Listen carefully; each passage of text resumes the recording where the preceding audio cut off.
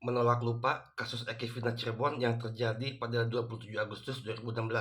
Jadi ini bulan Agustus 2026 ya, kita memperingati 10 tahun kasus Eki Fitnah Cirebon yang sampai detik ini belum tuntas. Kita lanjut ke part 2 ya. Jadi, setelah ditemukan dua sepasang remaja muda-mudi yang ternyata adalah Eki dan Vina di Jembatan Talun, kemudian warga setempat ada yang melaporkan ke Polsek Talun. Dalam jarak 10 menit, beberapa orang pihak kepolisian datang ke TKP, ditemukannya dua korban.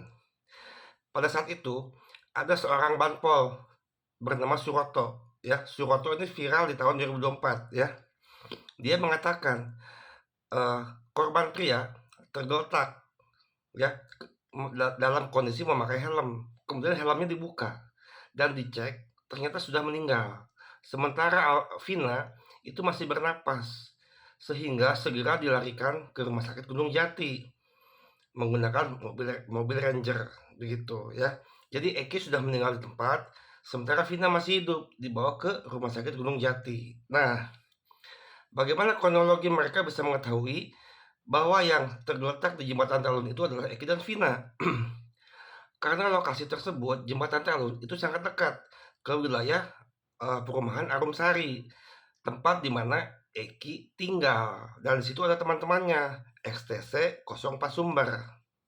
Salah satu warga ya yang melintas di Jembatan Talun kemudian melihat setelah helm tersebut dibuka oleh Suroto. Wah, ini teman saya. Ini temannya teman saya. Nah, dia foto korban Eki dan Vina difoto oleh dia. Lalu disebarkan kepada temannya yang sama-sama tinggal di kompleks Arumsari pada saat itu, yaitu Jenderal AU ya. Kemudian Jenderal AU melakukan broadcast di BBM memberitakan bahwa Eki meninggal dunia dan sedang dibawa ke Rumah Sakit Gunung Jati.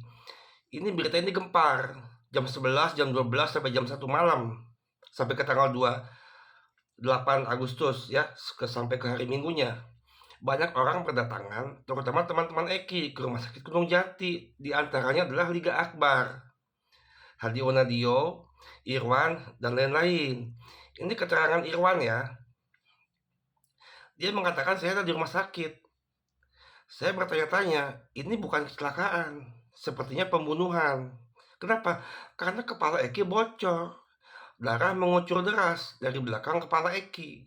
Kenapa? Kalau kecelakaan, Eki kan memakai helm. Ditemukan tewas memakai helm. Tidak mungkin kepalanya bocor. Sementara helmnya tidak retak atau pecah. Jadi nggak masuk akal. Kalau ini kecelakaan tunggal menabrak tiang penerangan jalan umum. Oke? Di malam itu, teman-teman Eki tidak ada satupun yang percaya kalau itu adalah kecelakaan, tetapi pembunuhan. Termasuk Liga Akbar, Hadi Onadio, dan lain-lain. Pada saat di rumah sakit, kemudian bertanya siapa korban wanita. Itu adalah pacarnya, dikatakan namanya Vina. Kemudian Liga Akbar dan Hadi Onadio yang mengetahui rumah Vina ya di daerah Samadikun itu langsung memberitahukan ke rumah korban Vina. Kemudian pergilah ayah Vina bersama salah satu pamannya ya ke rumah sakit. Ayahnya mengatakan, begitu saya sampai di rumah sakit, tidak lama kemudian Vina menghembuskan nafasnya yang terakhir. Artinya apa? Vina meninggal dunia di rumah sakit di pangkuan bapak kandungnya sendiri.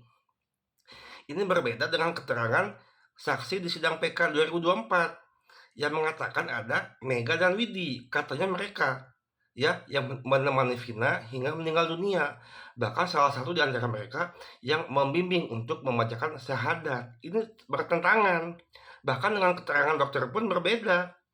Keterangan dokter menguatkan bahwa yang terakhir bersama Vina adalah ayah kandungnya. Nah, berarti kan keterangan dua wanita ini tanda tanya ya. Tiba-tiba muncul di 2024, sementara waktu 2016 kalau mereka mengaku teman dekat, kenapa tidak hadir di pemakaman? Itu pun dipertanyakan. Oke? Nah, itu tanggal 29 ya. Almarhumah Vina, almarhumah Eki langsung dimakamkan di tempat yang berbeda. Eki di sekitar Majalengka, di kompleks pemakaman keluarga ibunya yang turunan ningrat. Sementara Vina masih di sekitar tempat tinggalnya di daerah Samadikun. Nah, tanggal 30 hari Senin, Rudiana datang ke Polsek Talun untuk mengecek kondisi motor almarhum Eki. Ternyata motornya tidak rusak, hanya ada baret sedikit di samping kiri. Di situ dia janggal. Nggak mungkin kalau nabrak tiang, dua orang meninggal dunia, satu di tempat, satu di rumah sakit, tapi kondisi motor biasa-biasa saja. Bahkan lampu depan pun, spakbor dan lain-lain, tidak ada yang pecah, tidak ada yang rusak, tidak ada serpihan. Bahkan di TKP, tidak ada serpihan dari motor tersebut. Yang ada karena kecelakaan tunggal. Namanya nabrak sesuatu, pasti ada yang rusak, ada yang pecah, ada yang retak. Ada itu di TKP, tetapi tidak ada. Nah, disitulah Rudiana kemudian janggal dan menyimpulkan bahwa anaknya adalah korban pembunuhan dan pemerkosaan. Kenapa? Karena ada hasil visum dari almarhumah Vina kemudian, ya, dijelaskan pada kemaluan korban almarhumah Vina terjadi pendarahan luar biasa yang hebat yang bukan karena menstruasi atau aborsi. Ingat, pendarahan terjadi bukan karena menstruasi atau aborsi, tetapi bisa jadi karena pemerkosaan, karena ditemukan banyak gumpalan sperma, ya. Yang sayangnya sperma ini dibuang, tidak dijadikan barang bukti untuk dites DNA. Ini milik siapa? Apakah milik 7 terpidana yang saat ini masih di penjara atau bukan?